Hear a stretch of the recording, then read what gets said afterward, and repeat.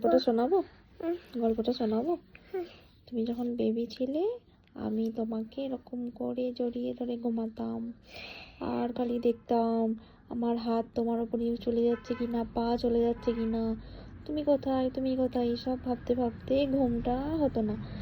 তারপরে একদিন হঠাৎ কি হলো, আমি ওপাশে মুখ ঘুরিয়ে শুয়ে আছি আর দেখছি তুমি এই পাশে আর নেই। আমি খুঁজছি খুঁজছি কোথায় গেল কোথায় গেল, দেখছি তোমার নানি তোমাকে কোলে নিয়ে বসে আছে। আমি বললাম কি হলো রিভু কেন তোমার কোলে? বলছে আমি যদি ওকে না কোলে নিতাম তাহলে তুই তো ওর ওপরে শুয়ে পড়তিস, তাই আমি ওকে কোলে নিয়ে বসে আছি, তুই ঘুমা। আর গল্প শুনবে? শুনবে?